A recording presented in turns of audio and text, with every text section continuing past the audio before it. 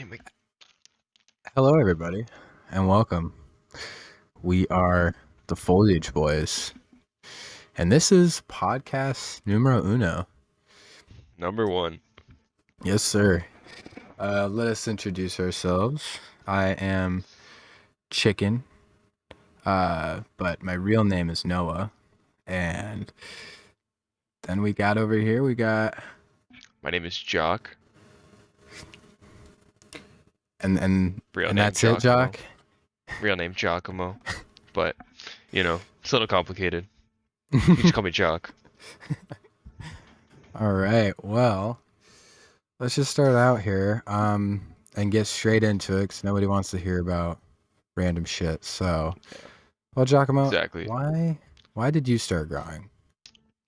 Honestly, I started growing because Noah over here I was just texting Noah one day and I was like, bro, I really want to get into growing.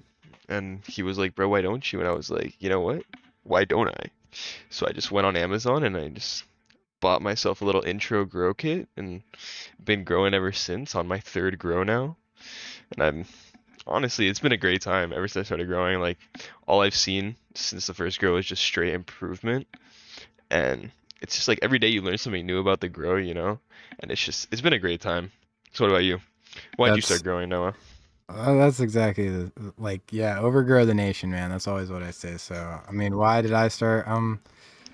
I don't know. At first, it was like I very much enjoyed smoking some good cannabis now and then, and Hmm. my friend and I, like most people, honestly, just had a bad seed. We were like, damn, he grew tomatoes and a bunch of house plants, and he already had a few lights indoor, so he was like, hey, let's pop this bag seed and see what we can do.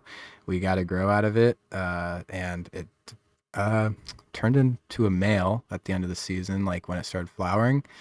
We didn't know Gotcha. what the hell was happening, because we were just early in it, and that was when I was 17 years old. And then, yeah, about the next summer, that's when I wanted to start growing, but I didn't want to do it outdoor, because when I started to look into it, everybody was saying, you can get a lot higher quality from indoor, not necessarily the same uh, yield, but a lot higher quality coming from indoor. So that's all I cared about at first. At first, it wasn't ever about just growing pounds on pounds. It was like, if I can Hmm. get an ounce, I want a really good ounce. And yeah, just like you've been growing ever since. And yeah, like you said, man, I I advertise it to my friends. So I say, you got to start growing, because I'm not going to give you any more weed.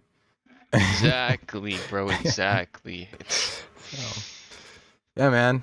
Talk about your first grow with us. I mean, that I kind of talked about my first grow, but not really. That was my friend's first grow. But how about you? You go I first on mean, this one. so my first grow, I think I forgot where I ordered my seeds from online. I think it was like seedsman.com.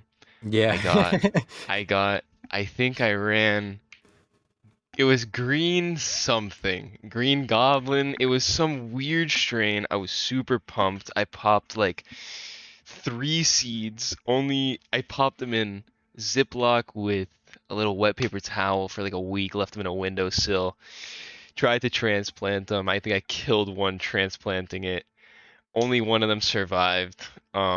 I wound up getting a little tiny plant. Took me about like 3 months. My little tiny plant was about the size of a water bottle. I I was feel so that. excited. I was so excited. And yeah, I harvested 9 grams off of it, and I was the most happy person alive. I came back after I cured it for like a week.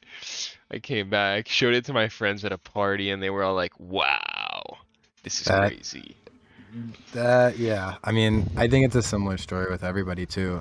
On that regard, it's very rare, unless you have a lot of friends that grow and they've showed you their grows and they know what the hell they're doing, and they can really take you in the right direction. But for a lot of us starting out, 100%. we go to a grow store. A lot of people are scared to talk about growing pot, and Hmm. especially when you're young, you're some kid. Everybody comes up to you, you want cuttings. You're not getting cuttings as a kid. I'm sorry, especially in our era, it was, growing up, big dispos would have these crazy cuttings. You're like, oh, let me get that cutting. Hell no. You're like some 16-year-old kid. I'm not going to do that. And Yeah. so we went to places like Seedsman, and the reason our generation, we did have some good breeders when we started growing, but nobody is going to pay $150 for a pack of seeds on their first grow. It's just not 100%. it's just not a real thing. You go to Seedsman and you can get literally a $20 six pack, and that's Yep. all you need to start growing. And when you grow that first plant, and no joke, mine too, from Seedsman, I had two plants. It was a AK-47 feminized and a Granddaddy Perp feminized, and I popped them both. I didn't know what the hell feminized meant back then, but I just hoped that they were going to be females. They both ended up being females because they were feminized, and Yeah. I one of them was 2 nugs on the whole thing, probably less than 9 grams. And the other one got me about 14, 15 grams. And like you said, it was the best I've ever felt. I lived in Colorado, so over dried the hell out of them. Thought I cured them properly, just like you said, for about a week.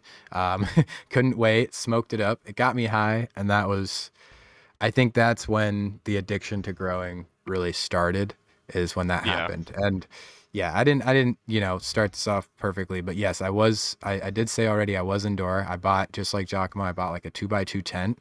I got a Blurple. So I sent Giacomo in the right direction, but back then I got a Blurple light from Amazon. It was a 60-watt light. I got it for $26 on Amazon, and it grew me 21 grams of weed on my first grow. So I, it sucked, but I'm pretty happy. I was pretty happy back then, but very quickly learned after that grow that light was not it. And it's Yeah. funny. My friend was he was friends with a person who got like things from cop auctions, Hmm. and they auctioned off these lights for free. Didn't know what the hell they were, but when I looked them up online, they looked like professional grow gear, and they were, my first hands on HPS lights. So, but we'll get into that. So let's get into today. Can you tell us what we're talking about today, Jock? Today we're gonna be talking about just the basics of growing, like what you would need to get into the grow. Um, just some basic things such as tents, lights, some climate, some controllers, and yeah, so we'll just dive straight into the tents. Perfect. Personally, I started off with a 2.3, no. Which one did I start off with? I got a 2 by 2 by 5 Two with by a two by five. 600-watt LED Mars Hydro grow light. All right. And honestly, it's done me pretty well. I've upgraded my tent now, so I'm in a little bit of a bigger tent, which just gives me a little bit more space for my plants now, because now I'm trying to run like 2, 3 plants. And how big is that tent that you got right now? Right now, my tent is 27 by 27 by 63. Okay. So Okay. it's like a little under 4 feet, maybe like 5 feet-ish. Yeah, 5 feet-ish. It's, Yep.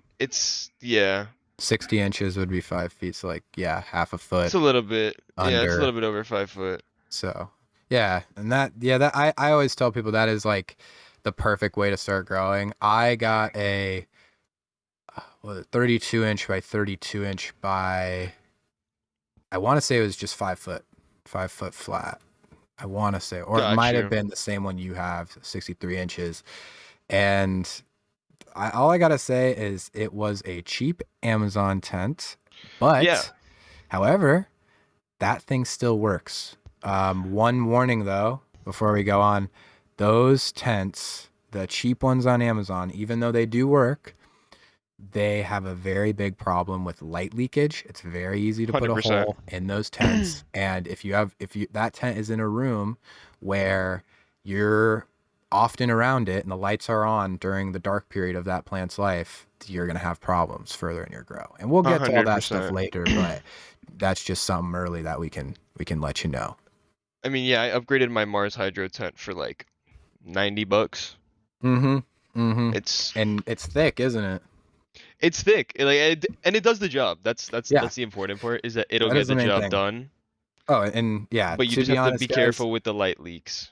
we are not affiliated with any brand we say today. No. They have not given us anything. This is purely from reviews online, watching videos, and seeing what we really like, going to friends grows and taking their word for stuff too. So that's a big thing too, because Mars Hydro, although a lot of people talk crap about that brand, but their stuff works, and that's what a lot of people have to understand is even though it's not the best of the best of the best, it's still going to get you through grows. And if you use it correctly, you're going to be growing honestly the same as the best grower that you know. So just a little thing for you to know. The tent that I got after getting my first tent was a 5x5, super janky. It was a Vivo Sun tent, so another different brand coming out there. But Mm-hmm. it had a bunch of holes in it. Like I got it pretty brand new and With it was holes? used. It did not have holes when I got it. Okay. But after a little bit, just being around my grow, tight spaces, maybe I have just like simply having water and stuff in my grow with the big 5-gallon buckets, it could scratch against your tent and then you have a hole on your tent, on the side of your tent. Just random stuff like that. I got like the holders for the lights had these, they were metal and not how they are right now, which is Wait, what do you string. mean? You know the things that hold up the lights, how they're like string and they have the carabiner on both Mm-hmm. sides? It was Yours is just a metal. straight metal It piece? was a metal piece, and on either side, it had this weird thing that you could connect the metal, so you can make like a loop in the light and a loop at the top where the thing is. If somebody's ever had it, Interesting. if somebody's ever had it, they know exactly what I'm talking about, and it is a bitch. All right, those things suck, and they Huh. will scratch you. They will scratch up your tent, and just stay far away. A lot of times. And I'm going to say this right now. We're not even at lights yet, but I'm going to say this. If a light comes with those, sometimes I don't even want to say this because I'm going to get people mad, but most of the time it's an under quality light. But at the same time, you can always go out and just buy the real ones that are heavy duty and nice. Get rid of those ones. So it's $10. 100%. I think best bet for a starting tent would be an AC Infinity tent. 100%. I agree with that. I think a lot of people have heard the name AC Infinity if they've listened to like 100%. any podcast ever. Um, they they're just thick. The thickest tent. When I got mine, I got a 2x4 from AC Infinity. That was the most recent tent I got. It is so sturdy. It is so amazing. I put holes in it purposefully for irrigation things, and those holes do not rip. Those holes are holes, like they're not They're gonna not rip even. and peel around. Mhm. It's just a hole, and that's one of the coolest things about them is they don't like rip and shred. I don't know, And but they're $10 more than a Mars Hydro tent.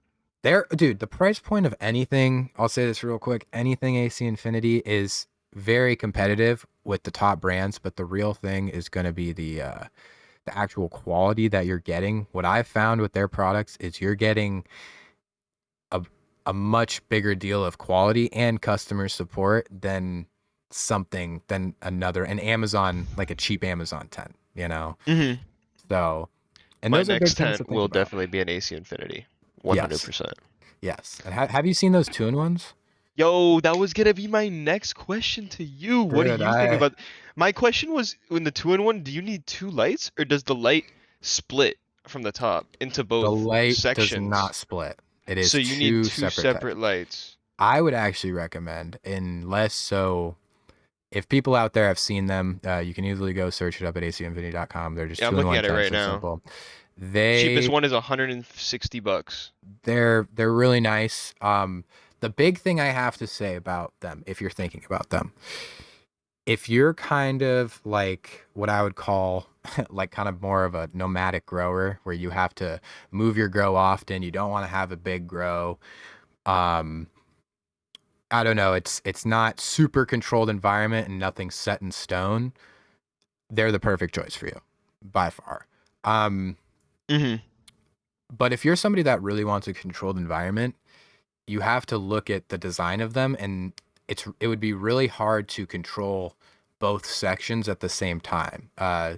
If you're going late in flower, sometimes you want to be getting like a 70 degrees, high 60s, even low 60s if you're doing a really hot uh, bulb, but usually, I don't know, usually with LEDs, if you're doing veg, you're going to be trying to hit 80s, and there's things you can do to work around what I'm saying right now. I know, but it is things that you have to think about when you get that tent. It is something that you can work up. If you buy it now as Hmm. your first grow tent, it would be the perfect first grow tent because you're only using half of it. And if you only use half of it for the whole grow, don't stress yourself out. You know, soon you're going to be able to use the other half. And since you already have it, you're going to be able to come up with ideas yourself that will work really well for your situation. There are things I'm going to Exactly. say that will never work for some people's situations. And there's things that I do in my grow that are just because it's my situation, and that's most growers. So, Yeah, there's multiple things that I've asked Noah for help with that like he's offered me some advice and I'm just like it just won't work. Like yeah, right now I have a exactly. problem in my tent where my tent is just fluctuating temperatures way too drastically. I'm losing like 12 degrees every night in between the coldest Yeah. temperature and the hottest temperature in my tent, and it's just the only thing I could do is switch the lights, but my tent has light leaks. This is the Mm-hmm. Mars Hydro, so I can't just switch my lights. Mm-hmm. My And I'd AC also Infinity just has no light leaks, by the way. really no For light people to leaks. know, not through the zipper, not through anywhere. If you're putting self-made holes places, then that's on you. But No I've self holes. no light leaks. It is dark, especially when you have the holes on the side, they're pulled taut, the where Hmm. the air ducting goes. Got you. So, but yeah, one thing I wanted to talk about real quick too, before we're about to get off the tense subject, but one thing real quick is tents versus rooms. There is a lot of differences and a lot of similarities when it comes to tents versus rooms. We can make a whole podcast about tents versus rooms and probably will in the future. But to Mm. just dumb it all down for you guys, if you're going to do a room, it is going to be, especially for your first grow, such a high investment. Let me tell you that. I've built rooms in the past. I've, built lung rooms in the past that are, controlled environment lung rooms, and it is very expensive and it will take a lot out of your pocket. And if you're just a simple hobbyist that just wants some pot to smoke, it is not the best idea for your first time growing. That's just how I'll dumb it all down. A tent is simpler and it'll give you high efficiency with your lights, which we'll get into here soon, and it'll give you a better controlled environment. You can kind of keep what is the word I'm looking for? I don't know. You can kind of just set your environment. It like Giacomo's doing. He doesn't really have anything to monitor his environment, but he's gotten used to where the temps are going to lay and what they're going to change to when the lights come off and things like that. And for a lot of people in their situation, that's what they're going to have to do. And it's going to take experience and some grows to know that switch and know what you're going to want to do with the things that produce heat, such as your light. Yeah, I've also just upgraded my my meter that'll tell me how much my Hmm. temperatures have changed because I had a really old one that I got when I first got the whole setup, and I just upgraded to a VivoSun one that'll tell me like Mm, my 24-hour periods of like my humidity and my temp, and that's for like the awesome. $15 that I spent on it, so worth it. I can wake Yeah. up every day now and it'll tell me like all-time high and low of my 24 hours, and Wow. it's been a game changer to be Is honest. that Like an now I app on can your phone? no, it's like it's all on the device. So like when you open the grow, it'll just tell you right there. It'll like save it for a 24-hour period, it'll save it, and then the next day it'll reset. Like Okay. whenever you turn the device on, that's when it'll reset it every day. I get you. I mean, that's really nice actually though, because if you're $15, you're a simple grower. That is super Mm-hmm. simple to get And I into also it. just got well, I'll tell you what else later. Well, let's Okay. move on to the lights. Let's move on to the Hell lights. yeah. Let's do it. Okay. So let's get into these lights. We talked about tents. Now, what are you going to put in your tent to make that plant grow? You can't just grow it in the dark. So we're going to get a light over that thing. Again, lights is something that you can go look up lights on YouTube, and you're going to get tons of opinions, tons of scientific facts, and a lot more in depth than we're going to go. We want to simplify it for like a first time grower. And the way I'm going to simplify it, guys, is just say don't buy a blurple on your first time. Buy something Yeah. that is full spectrum. That is what I will say. All right. And Giacomo, how about you get it on this? Because that's I really all I mean, gotta say. No yeah, blurples, dude. I bought a full spectrum. My advice to you is if you really do want to dive in on the lights, my recommendation is to learn about spectrums and what the spectrum will do, and then Mhm. buy your light based on the spectrum that the light has. Don't go based on the brands. Just I learn about the so spectrum yes, I agree. I and agree then with buy the that. light. So there's a lot of like the way to simplify this too can be something like a cheap versus quality. Let's just get away from the blurples. I know I already said that, but let's get away from those. Those are trash lights. We're not even going to talk about those. But if you go to Amazon, you can find a good, Viper Spectra. I actually am running 2 of those now for my upcoming grow. I love those lights. They're super cheap, super cost effective. Mars Hydro is another one that is super cost effective for a lot of people. But 100%. if you're on Amazon and it's a full spectrum light, if you're in a 2x2 space, wattage is a big thing. So if in your 2x2 space, I would say 100 to 150 watts is what you need. And if you're in a 2x4 space for your first grow, I wouldn't go anywhere bigger than that for your first grow. It's my recommendation. You're going to want about 300 watts. And what I would do personally, and if we do an actual lights podcast, we'll talk about this and why we do this, but I would not buy one light for a 2x4, like one 300 watt light. I would buy 2 150 watt lights for a 2x4 area. And you'll Why did? understand that when we get to that podcast, or you can search it up right now and see for yourself. But that is a lot deeper into lights than we have to go. But yeah, if you're on your first grow, something full spectrum and cost effective is going to be your best bet. Quality comes later, right? That's something I tell a 100%. lot of people.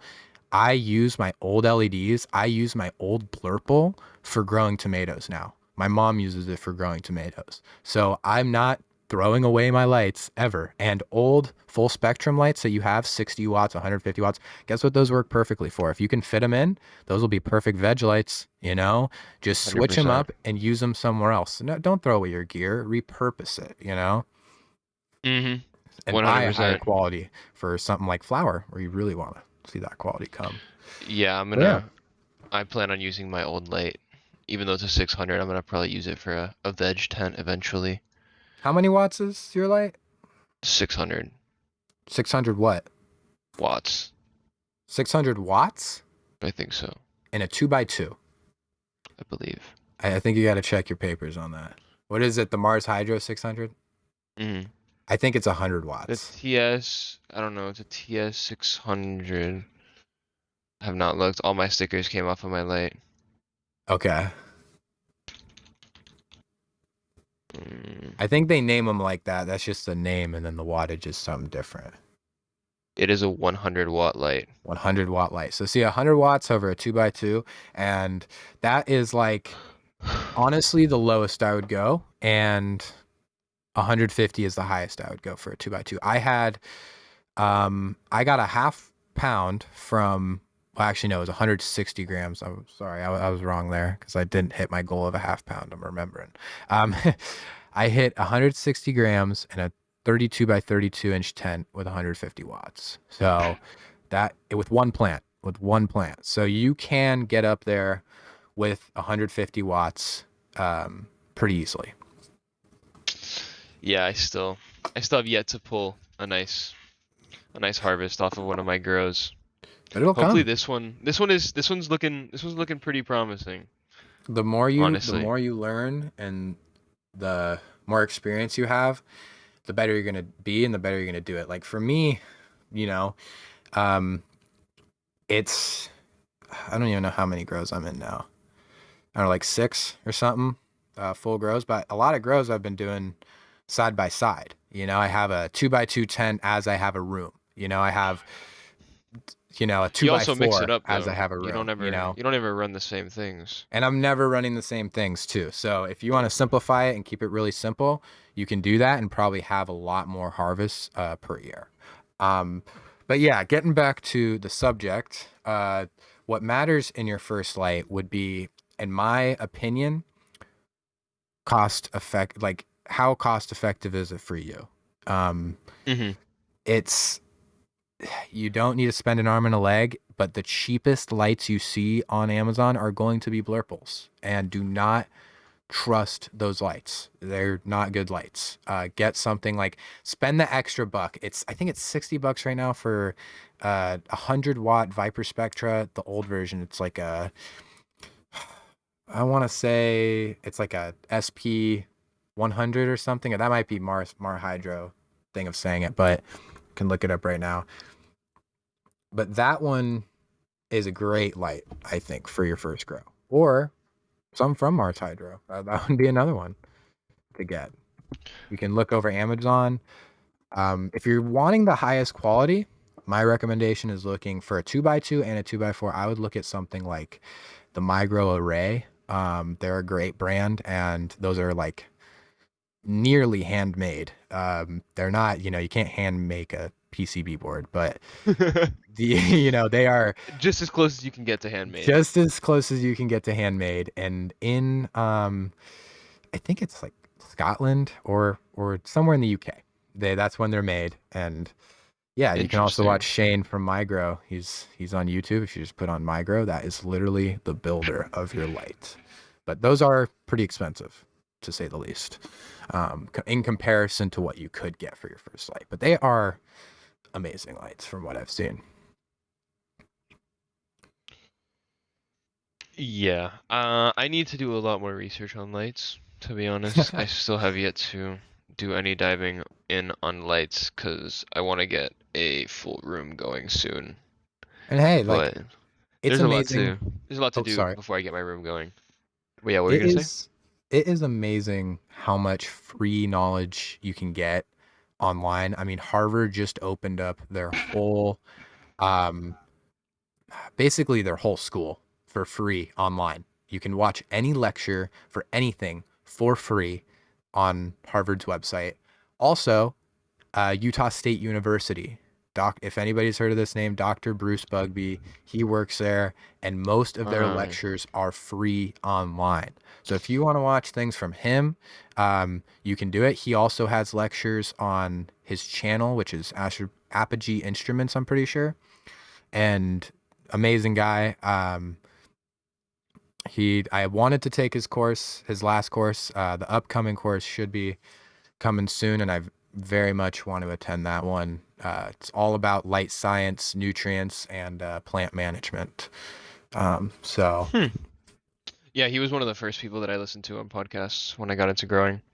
yeah, Dr. Bugsby very is definitely a very knowledgeable man. Would highly recommend. insanely smart, insanely Would smart. highly recommend if you're getting Yeah, into growing to I, pop into a couple of his podcasts. another Or not one if you podcasts, they're want. just YouTube videos. Another person I would recommend watching is Migro YouTube, and the last one I would say is Morgan Peterson from Lux Lighting. I'm not a big fan of Lux the brand. That is an opinion. You don't have to come for me, but he is very, very smart, very, very knowledgeable, and he's not part of the CEO or anything like that. He's just a scientist that works for the company. So, but he is, you know, insanely knowledgeable when it comes to lights. If you listen to anything about him or anything with him. So yeah, Alrighty, let's so let's get into it. let's migrate to the climate section Hell of yeah. your grow. So temperatures probably want to range them like 70s. Want to keep it in like I keep mine in the mid 70s. Okay. Should probably I'm trying to get it lower. trying to keep it at like 70 to like 73. But right now I'm maxing out at like 77 degrees. Okay. But So it's still working. Plants are still so growing. They still look super healthy. when it comes to temperature, I always tell people, look at your VPD. It's not about the temperature of your tent, it's about the temperature of your leaves. And I'm not going to get super sciencey on this right now because I don't want to, but the temperature does change with your spectrum and with your light, and that is very important to look into. I don't want to make this too advanced for anybody. So what I will say as a rough guesstimate and what I used when I started growing and I started getting pretty good runs with an HPS, and if you have one, you'll know it's an HPS or any high pressure, high pressure bulb. What are they? HID bulbs, high intensity bulbs. You're you're gonna want to be about 65 to 75 degrees. So you could do 75 during the day, 65 at night. And yes, that's a big temperature swing, but that's just a rough estimate of what I would say. Keep it in that range. If you're under LED, this is where it changes. You can go 85, 86 degrees. Now you're going to have to start watching your humidity, which we'll get into in a second here.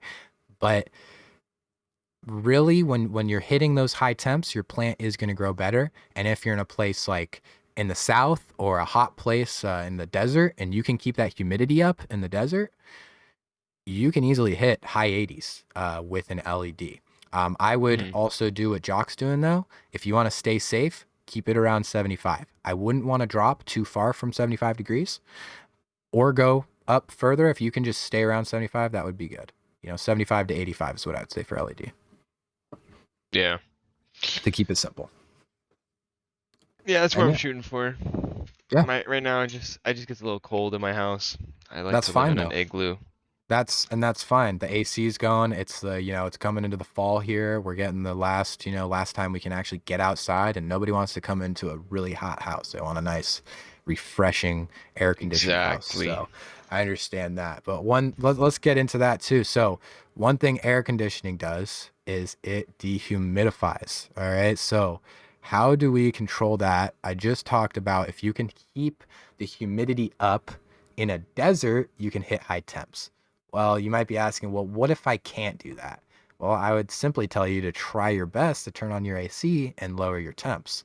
But that's also going to even make it drier in your climate, which then you're going to have to lower your temps. So now you're in this just fighting thing, but keep it simple. All right. If you can't do it, don't do it. Right? You have to find the thing in your situation that works for you. If 85 and 40% humidity, I grew at that. I grew at that in a basement in Colorado. That literally, well, it wasn't really a basement, but nothing about that. It's 85 degrees and 40% humidity, and I had some of my best grows ever in that. So you can do it, and I'm telling you, you can do it, but when we're talking about dehumidification and humidification, it's based a lot around the VPD again. VPD is the temperature of your plant's leaf. And when I don't know how to put this very simply, but basically when the temp goes up, normally you're going to want to raise your humidity. When the temp goes down, normally you're going to want to lower your humidity. That is the simplest way to put it. In flower, another simple thing, lower your humidity in flower. Higher humidity in veg, lower humidity in flower. That is the simplest way I can make it for you guys.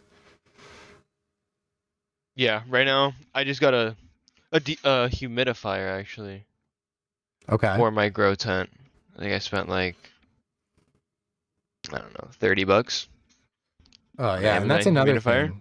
Yeah. And it was great investment. It brought my humidity up like I think 25%. Mm-hmm. And it's just got to refill it every day. That's the only downside to is every day you got to go and refill the water tank. And if you don't, I bought one that connects to you. I found it on Amazon, and I'm pretty sure you can look in like the keywords instead of having a reservoir, like connecting reservoir. You can just look up one that has a different reservoir. I got one that was like $50, and it goes on top of a 5-gallon jug, and you just water up that 5-gallon jug and put that thing on top, and it goes off of the 5-gallon jug. And sometimes even in Colorado, I would be making it about a week with 60% humidity with very tiny plants. Hmm. So that thing was nice, but it takes up a lot of space. Keep that in mind. Yeah, I If you was don't have just a lot thinking of about that. space, yes, I a have lot of no these space for a things. 5 gallon. Mm-hmm. A lot of these things are space dependent. So if you want to keep, there's That's more for like a big. That's more for a room grow. That's more for a exactly, room grow. exactly, and kind of going back to talking about that real quick. It's if you're trying to stuff everything in a tent, well then you're gonna have less yield. The plan is to Mm-hmm. have as much plant in your tent at once. That is valuable real estate under that light. So if you start putting your humidifier, dehumidifier, all your fans, all your intake outtake is inside of the tent, well now you don't have any room for your plants to grow. Yep, So my try it humidifier your is under the best. canopy.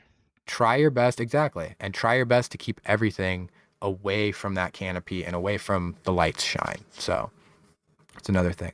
So a big overlooked thing, Giacomo, that I think I got caught up on humongously my first couple grows on why I had very weak plants was airflow and not having a proper airflow. Um, Another thing that you can get It is a big deal. insanely deep about, and there's literally a lot of like laminar flow and all this like different science that goes behind airflow. Um, Mm-hmm.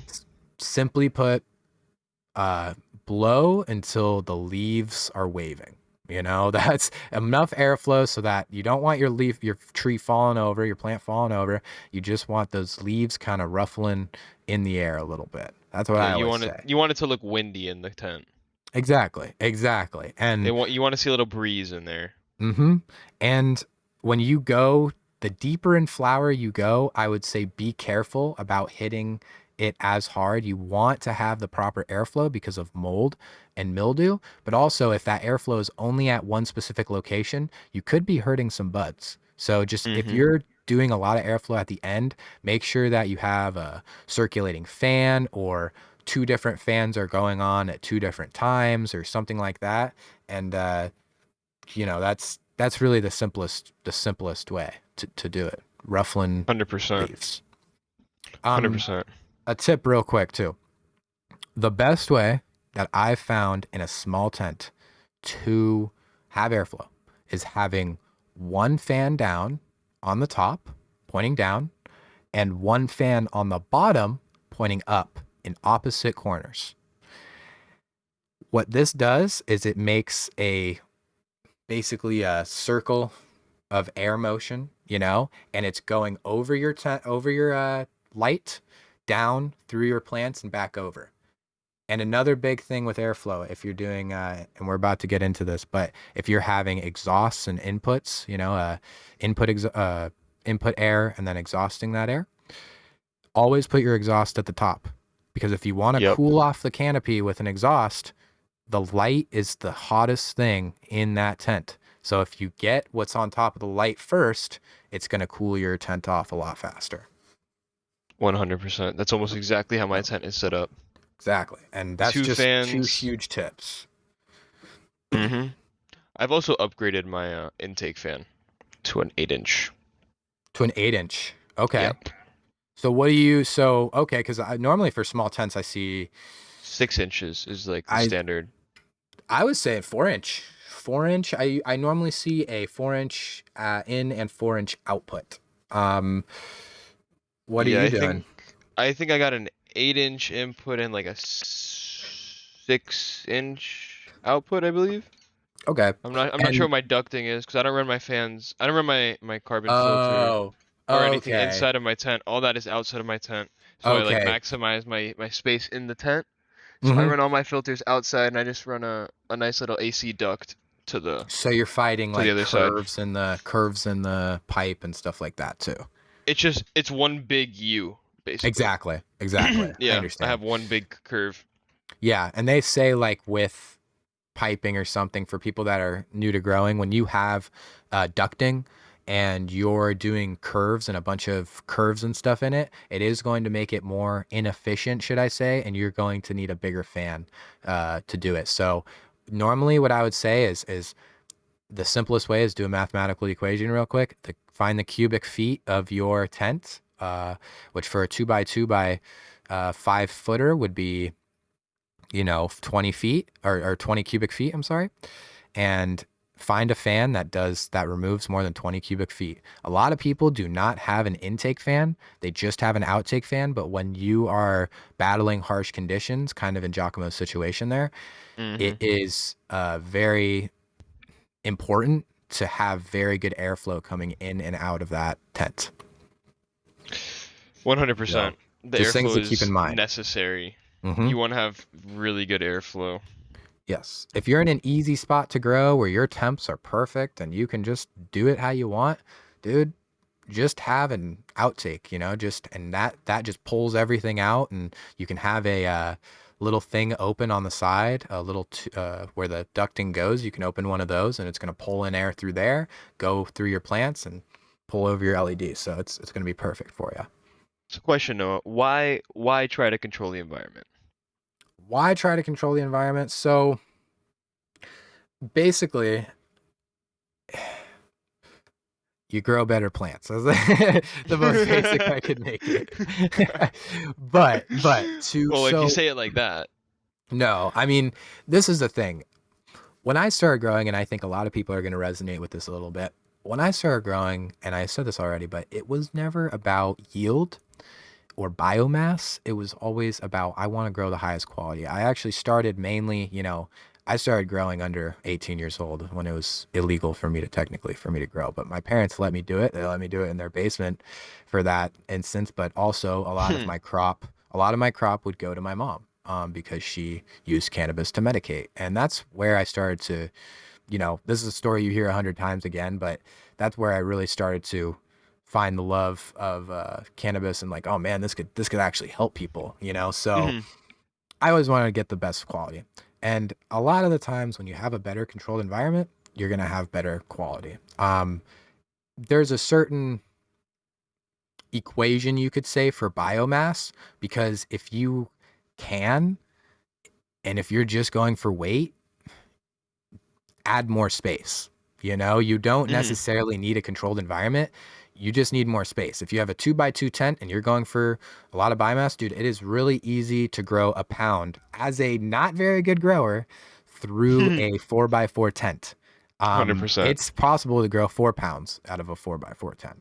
That's hitting the limits, but you get what I'm saying. So Yeah. you're it's just there's differences there. And what I'm saying, when you do grow 4 pounds in a 4x4 tent, that is not a tent normally. That is a box. That is a small area in a huge commercial grow that is super controlled. And again, it goes with controlled environment. But when you're going for yield, of course, if you're selling it or if you're making into oils or edibles or something, normally you're not going to want to pay for all the investment to grow, I don't know, have a controlled environment. You just want to make money, right? Or make Hmm. edibles, all right? So 100%. it's I don't know. When you really start going for quality, you're going to really start putting more money into your hobbies. Um, but yeah, it does. I would tell a lot of people, um, I don't know about you, but I would tell a lot of people that uh, it's not worth it for them at this moment. Yeah, yeah, I feel like you have to be pretty devoted and Hmm. and interested in growing to really control your environment to like the Yes. T to be able to eventually crop steer and do all So, those fun things. but do not be ashamed to go look at controllers. AC Infinity has ones that come with their tents, and those are not. When I talk about controlled environments right here, a moment before, I was talking about fully controlled. You can control everything. There are controllers out there where you can get rough estimates. It'll turn on your fan when your humidity is too high, or it'll turn on your fan when it's too hot in the tent. And you can buy those, and those are great to have. And that is something I wanted to get into real quick, because things like moisture meters, things like climate monitors are things that also help you control an environment. And they're not necessarily going to start and stop fans, but if you can look, like Giacomo was saying earlier, he has a 24-hour, right? What were you saying about that 24-hour, was it a What? VivoSun thing? Yeah, That, the VivoSun little what does that do? monitor. Let me tell you, I'll pull up my Amazon purchase right now. It is, I literally just got, it's a VivoSun digital indoor hygrometer. Okay. It's a thermometer, temperature, and humidity monitor. It'll show you your current temperature, your low and high of 24 hours, your current humidity level, your low and high for that, and it'll display that all on a little tiny screen that you can put right on top of your little light. And Perfect. I have two. I have my old one and my new one like side by side, so I can Uh-huh. see like the difference of how much more accurate the VivoSun is, and like it's reading like 1 to 2% more accurate, I would say. And yeah, that's that's exactly what I'm kind of talking about with monitoring, and something cheap that you can get at first to start kind of monitoring your environment is something like that. You controlling your environment is different than monitoring your environment. You know, 100%. if you can just find out what your temp is every night when your plants are sleeping and every day when your plants are awake, that is super important for you to know if you're in those right set parameters that we were talking earlier when we were talking about climate. The When you start talking about controlling your environment with the fans that come out and stuff like that, now you're talking about a different level and a different price point. You do not want to, you know, really spend the high dollar on your first grow, you know? Yeah, it's hard, but yeah, you really don't. It's hard not Exactly. to, but you want It's to hard try not to be to. as cheap as possible when you're Exactly. first getting into it in case you do wind up not taking Not it up. liking it. Not liking Exactly. it. And there's nothing wrong with that. If you don't like growing, there's nothing wrong with that. You probably have a friend that grows some fire pot. Go give him a call. Yeah, literally, he'll be glad to sell you some nice pot. Or, you know, you get really lucky, you got a friend that makes hash, and Mm, then you're in a spot right there. that's another realm. That's another realm. Exactly. That's a All whole right, nother so realm. after talking about all that stuff, we're, you know, let's just skim over it super quickly. I think for, you know, with a tent, Giacomo, simplify a tent with like 3 words or like a I would sentence. say I would say get a quality tent Mm-hmm. that it's gonna fit your space Mm-hmm. and fit your needs. Mm-hmm. I would I would 100% go say, with an AC Infinity, no yep. doubt. Shout out, no affiliation, just shout out. Their No products are affiliation, just amazing. shout out. Yeah, literally. AC So, Infinity all the way if I were to get another tent. If I had to buy a tent right now, I would buy an AC Infinity. Like I said, cheapest one. It's like $100. yep. It's 100% worth it. A sentence for me, I would say thick. Thick is always better. That is simply what I would say. Um, Try to make it last, you know? Even Take care of it. my old tent that I bought at first, my 32 by 32, I've had that tent for 3 years now. That thing is now growing tomatoes in it, tomatoes and cucumbers right now. And my mom's doing that. So it's still being used. Those plants don't really have a problem with light leaks. So it works perfectly. Always repurpose. Let's do One the more same for thing on lights. tents. Oh, One more sorry. thing on tents. Yep. Just quick heads up, when you get your tent in the mail, if you do order it in the mail, be extremely careful with what you open it with. Do not stick a knife Mm. straight into it because you will Mm-hmm. slice the tent wide open.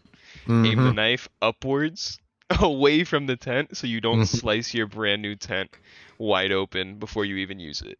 I second that. That is a big I thing. I didn't even think about that. But yeah, if I'm you're getting in the mail and be the ready to first build time I it. got it, I remember reading that disclaimer on the box, but a lot of people won't read the box and they'll get too Mm-hmm. excited because I was almost too excited and sliced right into my brand new tent.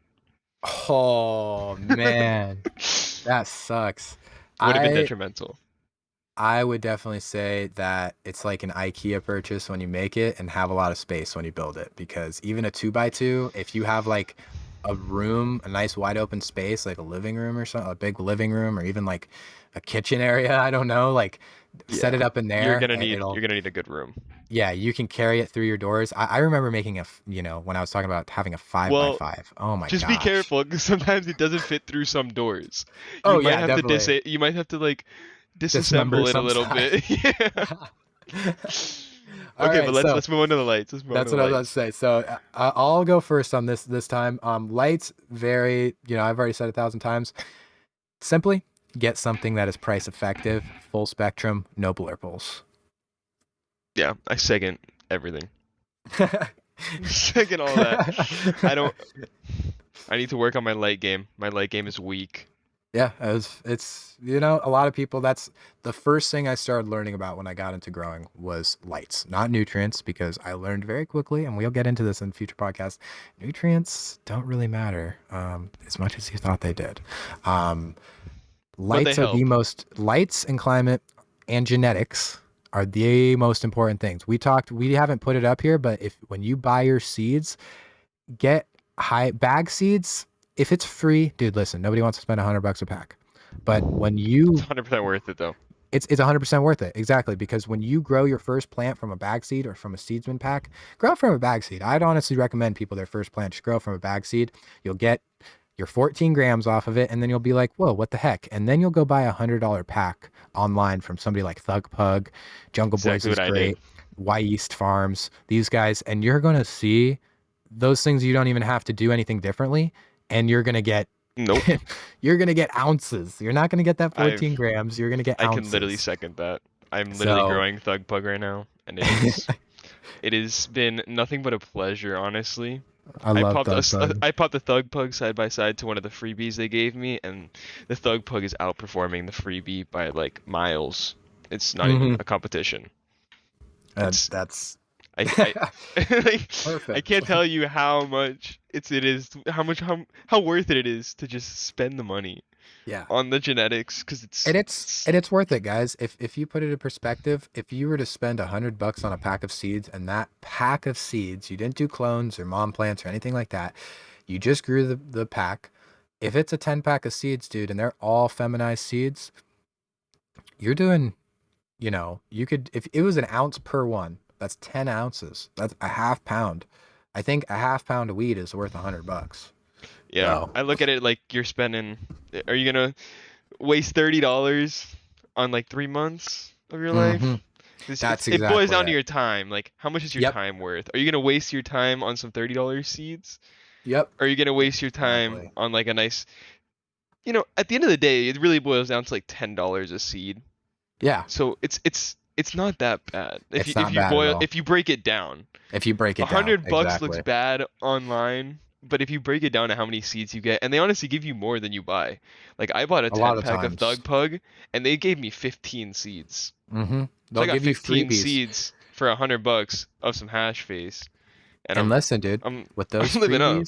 those freebies, dude, give them to your friends. If you don't want them, give them to your friends, man. Your friends would love Mm-hmm. those. And it's going to get your friend to start growing. And guess what? You're not giving your friend some shit genetics. Even if it's a freebie from somebody like Thug Pug, it's still a Thug Pug genetic. It's still Mm-hmm. pretty good genetics. So, And it'll be a little bit more resilient than all the bag so seeds. all right. Yeah. And okay, so to continue here real quick, to get to, because we're kind of getting into what we're about to talk about after this, but short sentence about climate, I would say keep it simple, stupid. Just kiss all the way with climate. At first, you don't want to put a lot of money into it. There is a big thing about like find a cool spot in your house that the temperature doesn't sway a lot. You can do some testing. You don't have to just set it up where you can set it up and say, "Oh, I'm going to deal with it." And a big thing about climate, guys, if you put a tent in your room where you sleep, it is going to make your room a lot hotter, sorry, And and a louder. lot more humid and a lot louder. Be ready for that. So if you're just, oh, I'm going to I grow and was I'm going to I grow was in my growing in my room, room. you can grow in your closet. It might be a little better, but I grew in my room. The veg for my first half of my growing career for in the tent, and my room was 85 degrees during the day. It was disgusting. So just something for everybody to know. All right, cool. So, what's your sentence? I'm sorry. For the climate, Mm-hmm. um, yeah, I wouldn't worry too much about climate in the beginning. I would just make sure you know what you're ranging in your tent. Knowledge Hmm. is better than being able to change something. As long as you know what's wrong, you can kind of work around the knowledge. But if you have no idea what your tent is doing Oh my in the gosh, climate wise, then dude, you have nowhere to begin. You don't even, so true. you can't even Well, think what's wrong with the tent. you can't control it if you don't know what it's Exactly. doing. That's the simplest way to put it, guys.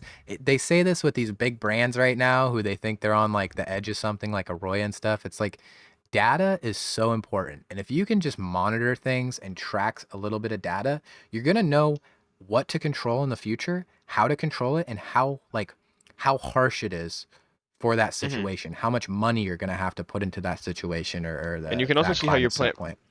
you can also see how your plant performs in those certain Hmm. situations. So Exactly. maybe if you thought you had to go a little bit cooler, you really don't have to go a little bit cooler. Your plant's actually doing fine. Genetics are genetics, and some genetics will work in cooler environments, and some have to have a warm environment to go. So, to keep it simple, and that brings us in talking about that warm and hot and all that stuff. It takes us into um, growing. Growing that plant. We're getting our hands on that plant now. We've got our seeds going. Giacomo, what are we doing? What are we doing next? Well, I mean, personally, to pop my seeds, I used to be a Ziploc and, wet paper towel kind of guy in the windowsill. Hmm. Now I'm all for popping in like maybe something a little bit smaller than a solo cup, or a solo cup works just fine. They also make the shot glass solo cups. Have not tried those. You haven't tried those? No, but it's my first time popping in pots this time. Oh, okay. Okay. Yeah. So So, this was my first time doing pots, and let me tell you, so much better than transplanting little tiny seedlings because they are so fragile. oh One yeah. one little pinch too tight, and you will just completely break the seedling. Yep. It's And it's a headache. that's a difference between Jock and I, and probably a lot of other people too, is I actually prefer, and I think I told Jock to do it the first time he did it. I prefer the paper towel method. It is what I've had Hmm. 100% success since I started doing it with. But some people it doesn't work, and that's how it goes. And when it doesn't work for you, you just have to adapt to something else. And when you pop it in I've seen just as many people have just as much success popping in soil as I have had popping in the plastic bags Yeah, I'm currently 100% on popping in soil. in the soil. Yeah, Hmm. exactly. So, all right, next is if we put that in a solo cup, we're probably going to want to transplant it. What kind of pot size are we going to put that in, Jock? Or what do you So put it in? I put it in like a 2 gallon, maybe a 1 gallon. Mm-hmm. Depends how big it is, really. If it's still like a little tiny seedling, I'll probably put it in like a 1 gallon. Really just what Mm-hmm. I have laying around. It's not so much what it really needs. You could put it in almost anything off a seedling Yeah, if you we're really wanted nomad to. You could growers, put it dude. you could put it straight into the 5 gallon if you wanted to, or you could put it into a 1 gallon and let it live its whole life in a 1 gallon. I know Noah's ran some 1 gallon plants and Oh pulled yeah, pulled some nice yields off the 1 gallons, which had yes me sir. absolutely shocked. I was shocked when I saw that. So it really put into perspective that like you don't need a whole lot of medium to make a whole lot of cannabis. Yes, but It's also know that I and I think if anybody's seen Build a Soil, and if you haven't, totally recommend you go to them for some grow knowledge with organics. If you are going into organics, I recommend a big battery, which means a big pot of soil. So Giacomo was talking about the traditional way to transplant is basically what Giacomo was talking about, where we're gonna get a solo cup. We're going to transfer that into a 2 gallon pot. Sure, we can keep it there their whole life, but at some point, we're going to be there watering it 2, 3 times a day in a 2 gallon pot. So we're yeah. probably going to want to put that 2 gallon or 1 gallon pot into a 5 gallon. And that's normally what people will do. It is also perfectly fine to put the solo cup straight into the 5 gallon. You might have more transplant shock. It also might be slower to start vegging if you go straight to a 5 gallon. The fastest it's going to grow is doing proper transplant routine with it. Mhm.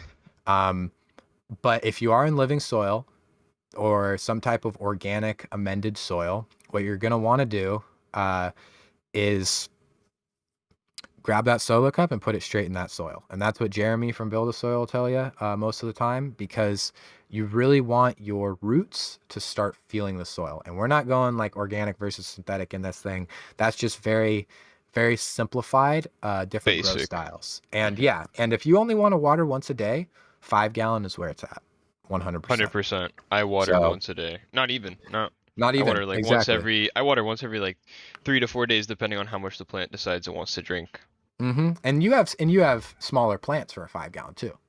Some Yeah, my people plants are grow. not big at all for a 5-gallon. My You know, plants could be 3 times bigger than they are right now in a five I, gallon. I've met some guys that run. They'll run 2 or 4 5-gallons on like a 4x4 tray, and they'll pull 2 pounds of 5-gallon. So you can definitely get numbers. There's enough space for your roots. So don't be There's thinking that with a plenty of 5-gallon. space. And when Giacomo is talking about me doing the 1-gallon thing, that comes with a lot of disclaimers. Dude, I was watering these plants. I had an automated irrigation system, but if I didn't, I would be watering these plants 13, 14 times a day to keep them alive. So yes, there is enough space for the roots in a 1-gallon, and I still got a lot of fruit. But when you're doing that, you got to know that you're gonna need to water it a lot, and it's a lot more water than you would think. Yeah, 100%. So they drink a lot. It's not a beginner's tactic for sure. Yeah. So, But all we'll right. definitely So, dive into that in later podcasts on how to get the irrigation system set up and stuff. oh, definitely. So yeah, I mean, yeah. Further on, watering styles and stuff, I would recommend doing something like just hand watering and putting it into either working your way up to a 5-gallon or just going straight from solo cup to 5-gallon. Guys, pots are cheap. I recommend if you're a first time grower, solo cup, 1-gallon, 5-gallon. That is how I'd recommend it. It is super cheap. And I would also recommend hard pots. That is another thing. That is a debated subject. Can't That is stress my it. opinion. But you know what I'm saying? What's your opinion on the hard pots? Yeah, I couldn't agree more. I started in the soft pots, the fabrics, whatever you want to call The them. fabrics, yeah. And I don't know, it looked like there was like mold all over them. After like halfway through the grow, they'd start getting white stuff all over it. It was Yeah. weird. I don't You recommend don't. them. It doesn't feel very like I don't know. sanitation. Sanitation is different, or let me put it this way. Sorry, cleanliness is different than sterilization, right? Hmm. Like you want to have a clean room and a clean environment. Plastic pots will give you that, even with soil, a lot more than these fabric pots. When you have the salt all over the side, you have like they look like hairs coming off of them, and if they get on your clothes and then you rub it up against the plant, well, now you got a bud that looks like it has a hair on it. So there are things to keep in mind with that. That is why a lot of people in the professional area run rock wool, because it's clean, because there's no soil, because when that gets watered and the roots go, you cut your plant off of it and you can just throw that away. And I'm not all for that, because you're throwing stuff away, but it's clean, and that's why they like it. 100%. So yeah, if you are going the synthetic bottle nutrients, you could do salt nutrients. You're going to need to know a little bit about pH and EC. If you're going more of an organic route or even a controlled release fertilizer route, then only hold for the pH part. But EC basically is electrical conductivity. And Giacomo, can you tell me what that means? Honestly, cannot. I have. Uh, I That's just got my funny. EC meter, and Hell I have yeah. yet to use it. Hell yeah. I have yet to do any videos with it. But I can tell you, not as important as they make it seem, because I have not done any EC testing, and I'm still growing weed. And that's exactly it. If you're doing something like a controlled release fertilizer or a living soil or something like that, EC is not as important. When EC is electrical conductivity, basically all it's seeing is how much I Electricity is don't in know the how to water. say this super, yeah, I don't know how to say this super scientifically, but for the simple term, it's how much nutrient is in your water. The higher the number, the more the nutrients, or the more, it could be the more dissolved solids too. If you just test your water from a tap and you have the EC meter and the EC is higher than 0, which is always going to be, there is stuff that has dissolved in your water and it's doing that. It's not going to be nitrates. It's not going to be phosphates. It's not going to be anything bad or harmful for you. It's just because there's dissolved solids. More That is, importantly, a lot more importantly, this actually changed my whole growing when I started to learn this and implement this. pH. It's important for organic guys. It's important for synthetic guys. Not as so important for organic guys, but synthetic guys, definitely, definitely, definitely. So, has pH, has it given you problems in the past? Because it's got me bad. no. So I've always ran either water through like a water filter, like my tap through a water filter, like Hmm. an external one, like a purifier that you buy at whatever store is near you. Like an RV Um, filter, basically, one of those, like a yeah, and one of the purifier. ones that you put like in your fridge.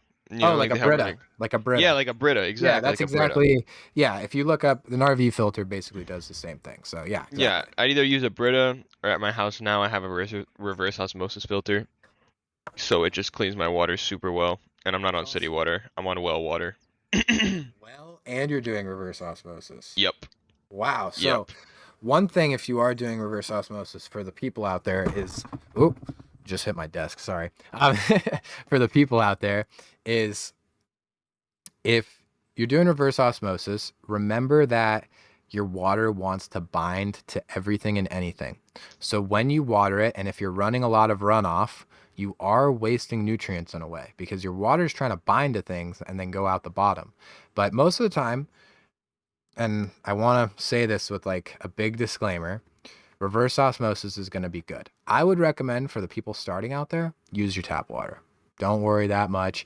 You can always do water. If you're in like Flint, Michigan or something, I wouldn't necessarily use your tap water, but most places your tap water is going to be fine. I was really lucky in Colorado to live on a well where the water came out at a 7.0 pH and it had a very tiny bit of calcium in it, very tiny bit, and some other very small bits of other minerals. Super insanely clean water coming out of the well system there. So I was lucky, but Yeah, I think my a pH lot of is people aren't around that like lucky. 6, 6.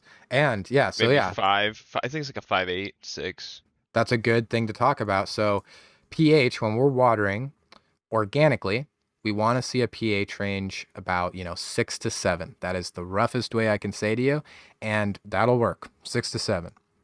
We're talking about synthetics, it gets a little bit deeper. And we're going to try to stay about a 5.6 to a 6.2. And yeah, we're getting decimals involved too. So you can also simplify that with like a 5.5 to a 6.5. But I would recommend staying more. I found the best success. I'll say it this way: I found the best success staying around 6. In Cocoa Choir, I found the best success about 6.0 pH, 5.8 in veg, 6.0 in flower. Works amazingly, but that's probably a little bit deep for you guys. But if you are doing bottle nutrients, then check it out. That is, it is very important. Another thing, if you are doing synthetics, and this might work in organics too, you can check your runoff if you have problems. And if you check the pH of your runoff, sometimes that'll tell you a lot about your plant. They'll also tell you that when you Google it, oh, what's the problem with my plant? Well, there might be a nutrient lockout. Well, how do I find out if there's a nutrient lockout? Check the pH of your runoff. And runoff is simply, if you overwater your plant, water starts gushing out the bottom. I think everybody's had this problem. To some, it's a problem. For us, we're doing it on purpose.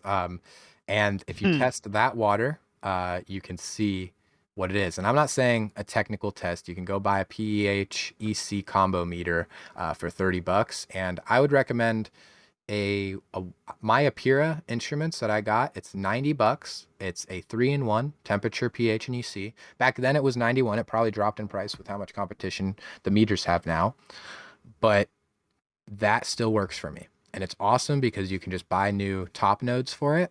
And they're only $25 a node, and it's something that stays cheap, and you're not going to have to worry about that much. You just have to kind of what is it called? I can't find the word right now. Calibrate. I'm sorry. Calibrate You're it. too funny. All right. Yeah, Yeah. I'm about to So get me a pair of those. I'm gonna calibrate them soon, so maybe next podcast we'll talk about how it was setting those up. awesome. Yeah. So perfect. So let's talk about your medium. What do you run in your medium, Noah? What What what do I what run? mediums do you run? Do you Well, I mix? have. I'm not going to tell anything about what I'm about to run because it's a secret, and I think I'm the first person Mm. running, trying out. Let me see this, testing out this medium. And this is crazy because I'm saying this on a podcast, dude. But I think I am the first person that's testing this out on cannabis. And I'm not going to say any more than that. People can think what they want from that. But I truthfully think I'm the first person that's going to do it and going to document it with other people. But in the past, I've ran everything. I've done, except for rock wool. I've never done rock wool. I personally do not like rock wool because of when you grow in it, how do you get rid of it? You throw it away, right? You literally have to throw it to a landfill because you're growing in insulation. When you're doing something like cocoa coir, you can compost that. You can throw that outside on the ground and it's going to compost and you don't have to worry about it as much. Um, 100%. yeah, but I've ran living soil, I've ran peat moss, and I've ran cocoa. So it's been nice. They've all been nice. I think cocoa is the best though. What about you? Interesting. So see, I've never ran cocoa. I've Mm-hmm. wanted to run cocoa, but currently I bought 3 bags of living soil when I got into growing because I just wanted to. I was traveling a lot, so I was moving my grow, so I just wanted a bunch of soil so I wouldn't have to go back to the soil store because it was like 3 hours from my house. Oh yeah. So I just went, bought 3 bags. So I've used 2 of my bags now of living soil. And at first I was running just straight living soil, literally full 5 gallons, full living soil, and that was Hmm. not doing well for me whatsoever. So now I run like a 50-50 in my little solo cup. We run 50-50, half living soil, half orchid soil. Okay. Yeah. And it's a living soil blend, right? It's not like your homemade living soil that Yeah, you no, it's living soil blend. I mixed got it up. from Yeah. Sohum.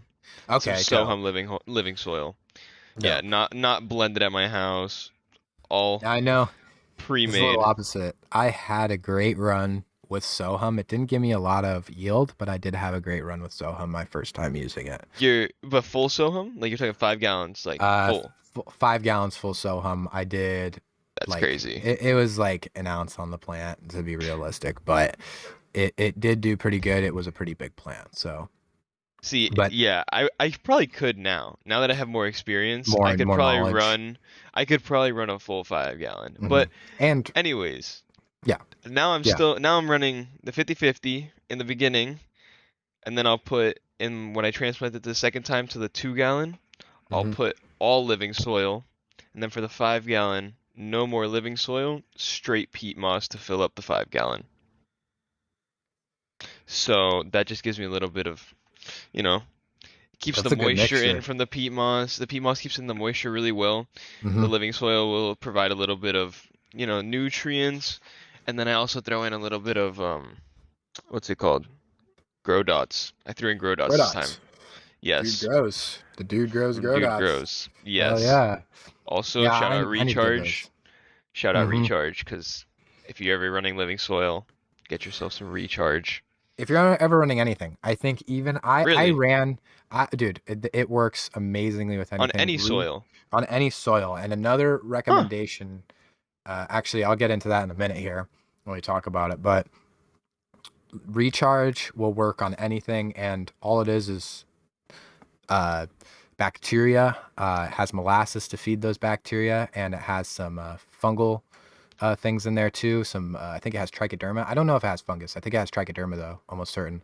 And it it will basically help you a lot when you do not have a controlled environment. That is simply how I put it. It helps a lot without a controlled environment. So Really?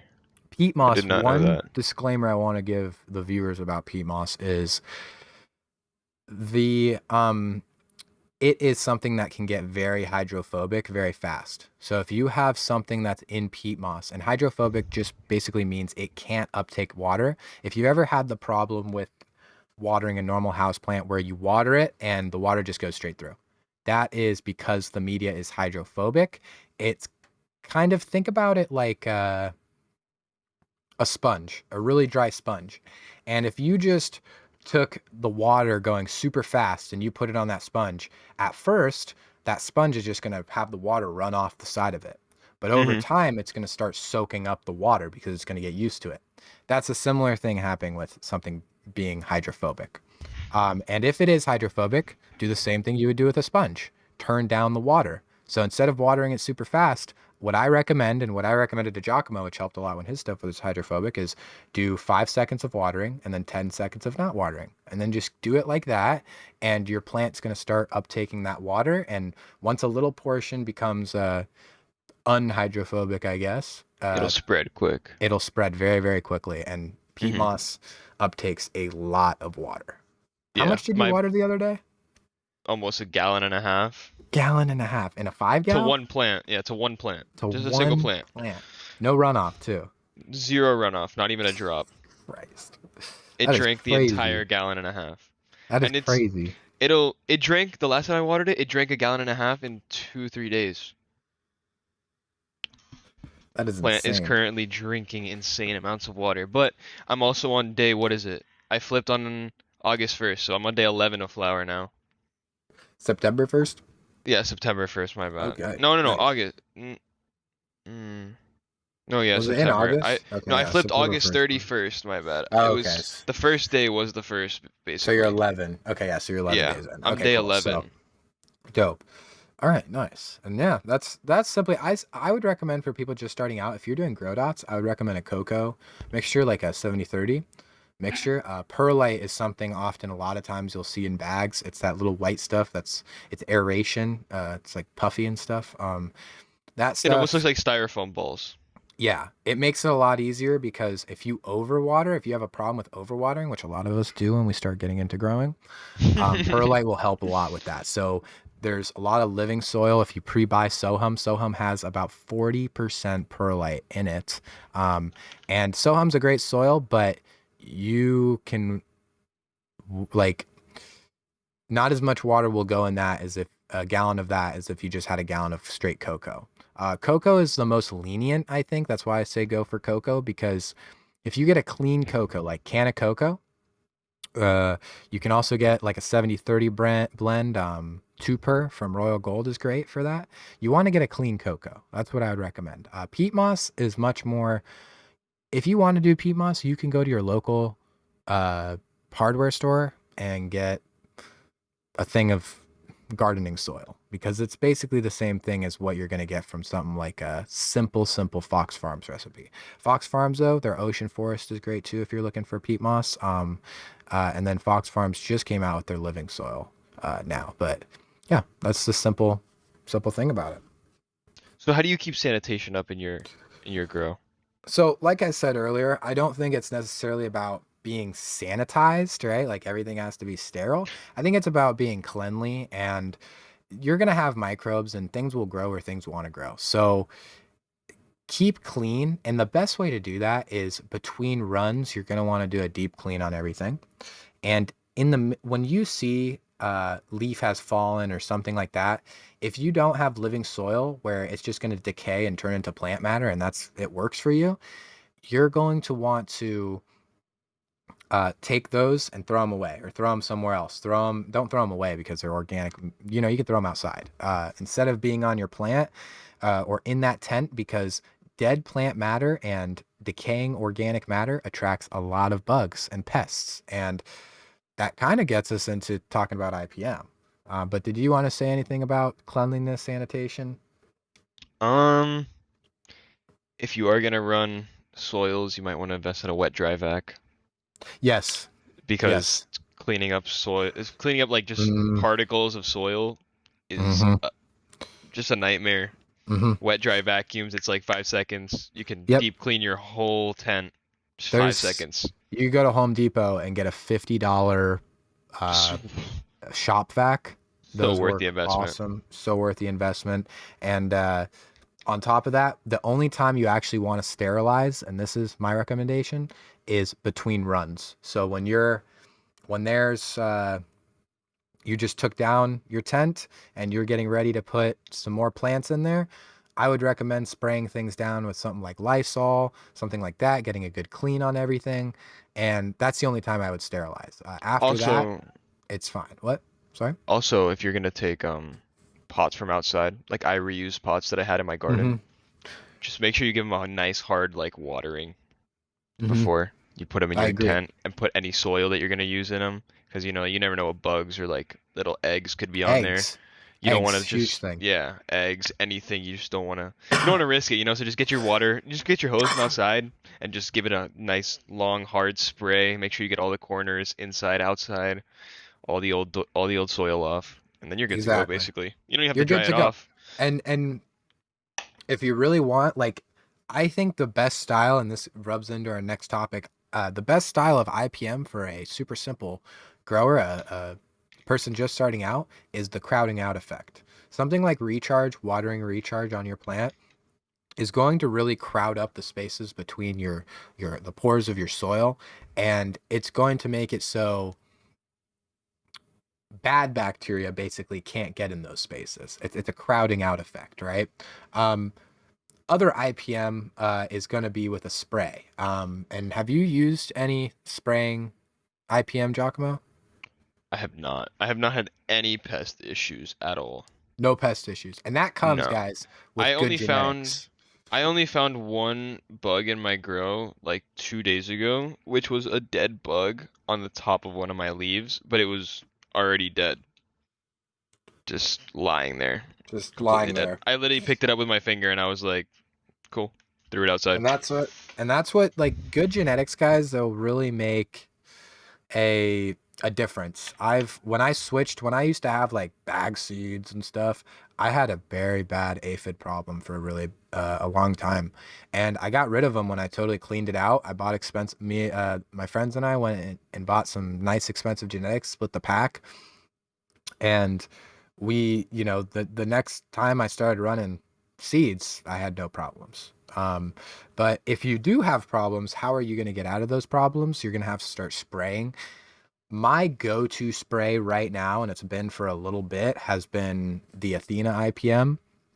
Hmm. However, one thing I found out about Athena IPM, and this is a secret that I'm going to give to the podcast, you can buy the ingredients for Athena IPM in small bottles online, and you can buy its big time enzyme, and you can mix those together, and it's the same as Athena IPM.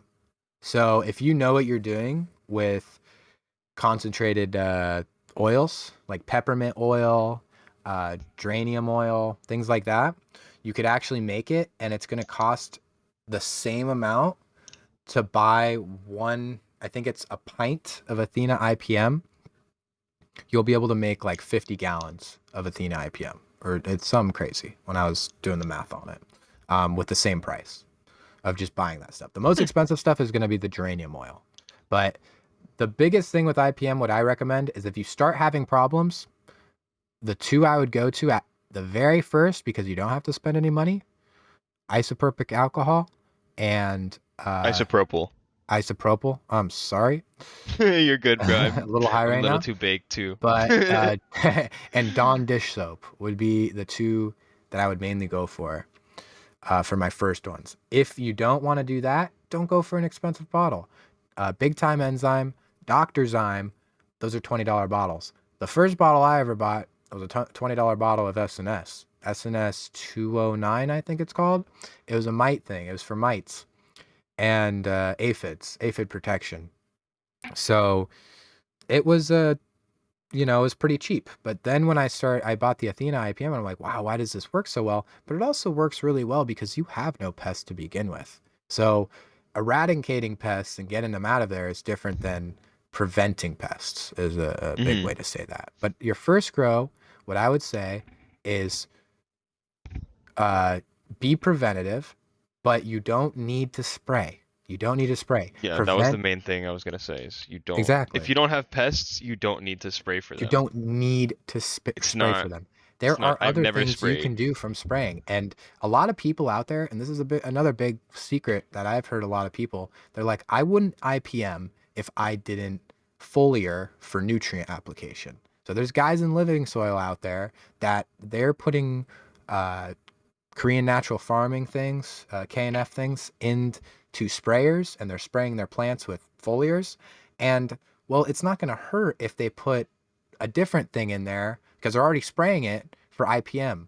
Um, so that's a lot of the times, and me, that's why I do preventative IPM is because most of the time I'm doing something like kelp or a different nutrient like magnesium sulfate that I want to get to my plant. It's like, well, it's not going to hurt if I throw in some IPM with the spray. So, all right. Yeah. Hell yeah. Um, Sorry, I literally just ordered some moisture meters online. Moisture meters. Dang. Yes, sir. We were going to talk about that in the controllers, but moisture meters is not something you guys should know about until later. If you really want to know how to grow and how much water is in your pot, learn how to grab your pot and learn the weight of your pot. That is how I Hmm. first started learning how to water. It's how a lot of people first started learning how to water. You That's don't still how have I to do buy it. a moisture meter. But if I was to recommend any moisture meter, you do not need a $500 one from Arroyo or GrowLink or these other companies. Nope. If you know how to calibrate it and can calibrate it correctly, if you go to Amazon right now and you type in EcoWitt online, ECOWITT, they are basically a weather tracking, weather data for your house. You can get little weather things. You can also get moisture meters because you want to know how much it rained or something. I don't know. But those moisture meters are actually very, very accurate, and they are made to be outside, -20 degrees, -40 degrees. I don't even know. They can Fully get weather really resistant. cold, fully weather resistant. You could bury that in your living soil bed, and it's just gonna sit there and tell you your moisture. If you know how to calibrate it and you know how to use it, it's gonna help a lot. And And you can yeah, connect them to a Wi-Fi gateway, which yeah, goes to your phone, and and you can have monitors them. push notifications Push set to your phone, notifications. Yep. anything you would like. And it monitors the gateway, also monitors your temperature and your humidity, your dew point, the pressure of your area.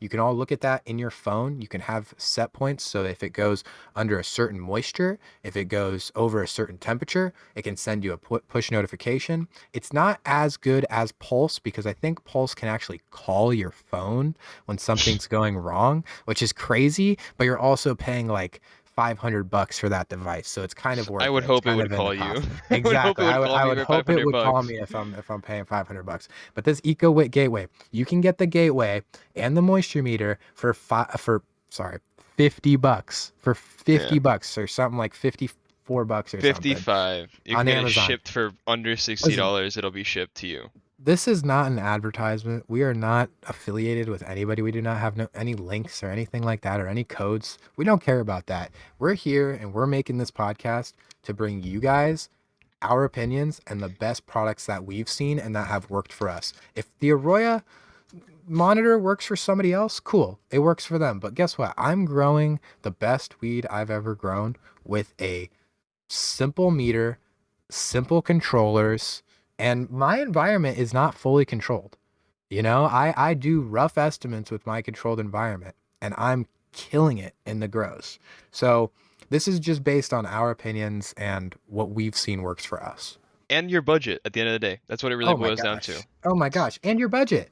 If That's what you can really afford I can pay $100 for 3 moisture meters and and a monitoring system basically that the is going to gateway. send texts to my phone.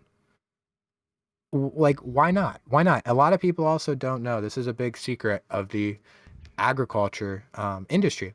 The agriculture industry has been technologically advancing since the agricultural revolution way back then, dude.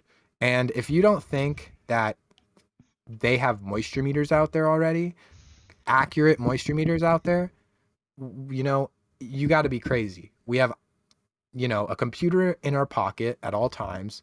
There's moisture meters out there that don't cost Yeah, $500. there They're has to be. just they are taking advantage of the green tax, and People have been doing this for years on farms. So that's all I got to say about that. You can always dodge the green tax. I mean, we can make a podcast all about dodging the green tax and things that I would buy, Giacomo would buy, because you don't need to pay an arm and a leg. And guess what? The thing is, save money on your grow and go buy yourself a nicer piece of glass. I don't know. You could go Or buy go buy some yourself some nicer genetics. or nicer You know, genetics, better instead of spending seeds. the $500 on your moisture meter, that's $400 in great genetics, and you have two 5-gallon pots now with moisture meters for your great genetics. Yes. And to finish this all off, Giacomo, how much was your full setup if you could estimate how much it cost for you? Ooh, like currently or when I first bought it? Like the When setup. you first bought it, the setup when you got it. I think I spent I could tell you like legitimately right now. Just give me 30 seconds. I think I spent was like $200, maybe max. $200. I think it was something like that. It was something stupid like that. I did too. And guess what, guys? It was a blurple that I bought, sure. I It was think $249.99. $249.99 for a 24 inch by 24 inch by 55 inch with a full light, exhaust, fans, AC Infinity everything. runs. I think AC Infinity has a full bundle. Well, they'll give you a trellis net, they'll give you scissors, they'll give you grow glasses, they'll give you a light, they'll give you a tent, they'll give you a fan, they'll give you a controller, they'll give you everything. And it's under, I think the lowest cost one is under $400. Yeah, I So think that's just for, about right. and guess what, guys? And I know that sounds expensive when I say that, $400. That's a lot of money when you're trying to grow. But when we're growing indoor, you got to put it into consideration. If the next two grows, and which is probably for you going to be the next 6 months, if I can make my money back in terms of how much stuff I get on the the output, then it's worth it. And the first time I grew, it was worth the cost, and I only got 20 grams of weed. But if I think about the cost of weed in the area that I was living at that moment in time, wow, it was worth it, because how much people are paying for an ounce, how much people are paying for a gram of for hash, how much people are paying for edibles, and you Mhm. can start your journey of making all that stuff and getting to that by doing this. You don't have to take it all the way and be a professional hash maker, but I know just as many people that make hash just for themselves and have a freeze dryer and have a high quality area to make hash, and they're not even giving it to anybody. They're not selling it to anybody. They're just doing it for themselves. It's pure passion. Exactly. Passion for So, the plant. and that's what I got, Giacomo. Yeah, you got passion for the plant, brother? Me too. Passion for the plant, man. I want to overgrow the world. Simply put. Yeah, that's what are the goals? What are our goals here? You just What want are to our provide goals? some accurate information to the community. That's my goal. I just want to provide accurate information. I think the thing is one thing that I think both Jock and I see from podcasters and things like that is there's a lot of people out there, and a lot of them are very real. I'm not gonna lie. I love Dude Grow Show. I love Growcast. I love those guys. But a lot of them are they're not, let me say, for lack of a better term, they're not for the young cultivators. They have people on their show that talk about, oh, this is what you could do if you're a young cultivator. But Giacomo and I have really been through the life of people that were illegally growing, that people were that Yeah. are younger than you're supposed to be to legally grow in the state that you're living. And we want to pass that on to people that are our age, a little bit older or a little bit younger, or any age. I think there's a lot of people right now getting into this and they're listening to Bruce Bugby and they don't even understand what this guy's saying. So, but coming from somebody like us, people can resonate with it a little bit more. They can be like, I can do this because these guys are freaking 20 years old and they're doing the same thing. Yep. So, and that's the whole system of it. And by no means do I want to act like I'm some genius. No, definitely rookie We're growers. we Rookie are growers, on this 100%. train the same way as you, because I can safely say, oh, I've killed it on a grow. That doesn't mean I'm a professional. I'm here to tell you guys that you can do the same thing that I did. And I don't know, I saw this meme the other day. It was like, if I saw myself 2 years ago today, if I saw where I was going to be today 2 years ago, what would I think of myself or something? And man, this is exactly what I dreamed of. 2 years ago, I was just where you guys are at, starting to grow. And I was thinking about this, growing real fire weed, making hash, doing whatever I Yup. want. That's the dream. That is a dream. But yeah, that So, is exactly what we want. We're just trying to provide, like accurate information while also showing people that you can avoid the green tax. You don't have to oh always my be gosh, yes. paying the most amount for what the professional growers are using, Mm-hmm. because we're not professional growers. We're just Mm-hmm. a couple kids, just in our house, in our apartment, wherever you're at, just Yep. growing inside. And we don't have the Any money of experience, we don't have the money of a big successful businessman, successful you know? businessman over us that can buy us the full Arroyo suite. Exactly. We work for our money.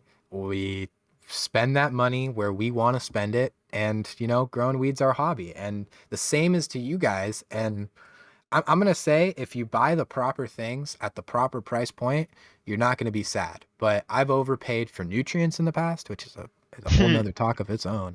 Um, I've overpaid for climate sensors in the past. I've overpaid for lights in the past.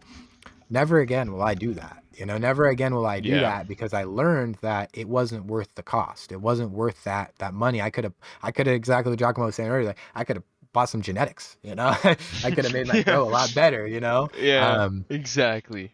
but I didn't. So, yep. Uh, we're here for you as a community, Exactly. I mean, that a pretty much growing wraps it up for community. me. Do you have Oh anything else yeah. you'd like to say to the people, Noah? I want to say thank you, man. This is our first podcast. Hopefully many more to come. Uh, I- 100%. the there's knowledge out there I think that people need, and they need it kind of simplified and kind of dumbed down. And I don't want to step on some high horse or anything, but I've really, over the last 3 years, dived into this stuff. I'm so lucky to be one of the first growers, I think, in that generation that has had the internet for the whole time I've been growing, and been able to learn that fast. And I think I can show people how fast you can learn, because all these old head growers you hear, they're amazing. They're legends, but it took them 15 years. And this is just my opinion, but it took them 15 years to learn the same things I can learn in 3 years, because I have the internet. And I think that's insane. And I've learned from those people's mistakes. I'm not talking crap. Those people are the people I've learned the mistakes from, to be like, oh, I shouldn't do that. I should do it a different way, Because now you can document the mistakes online. Now I can document the mistakes online. Exactly. So I'm not talking any crap about those guys. Somebody had to do it for it to be considered an issue, you know? 100%. So, all right, man. Yeah. So, favorite us on Apple, or subscribe, like, or whatever it is. I don't know. I think on Apple it's like, On Apple? you, yeah, you add us or something to your podcast list. Really? Um, I don't yeah. have Apple. I only have So Spotify. yeah, but we'll That's be on crazy. Spotify too. Follow us on Spotify. Hopefully most podcast things will have us, or in the future you'll see our faces on there, except for 100%. Pandora podcasts, because nobody Well, has you got Pandora. something out with Pandora? I actually have Pandora Premium, but it's funny because everybody gives me shit about Pandora, and I'm like, it is true. Oh, There are no podcasts on Pandora because Spotify has all the deals. damn. Maybe we should change Which is that. hilarious. But yeah, you can too if you're listening on this from a different thing.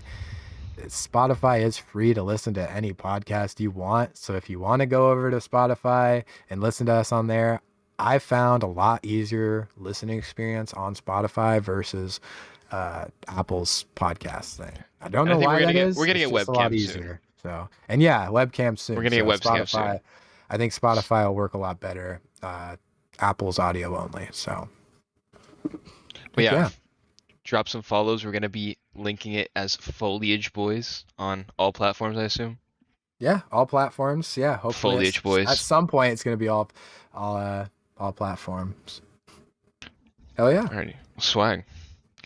Well, Noah, it was a pleasure talking to you. It was a pleasure It talking was to a the people. pleasure talking to you, man. Yeah, I actually haven't talked to Giacomo in a while, so getting on this podcast and just talking Yeah, I to him think about growing. it's been what, like 3 weeks since I saw you. I was in Yeah, Colorado. about three weeks that you saw me, and before that it was a while. So Yeah, yeah, before that it was like a year last time I saw you yeah, again in Colorado. yeah, this will be coming more. We actually talked about this in Colorado. Like hell yeah. So Yeah, bro. This has been a long time in the works. We've been working on this for like 2-3 months now. Talking about getting this podcast done. so well, follow up, Alrighty. Have a good one, people. and we'll see you in the next episode. Peace.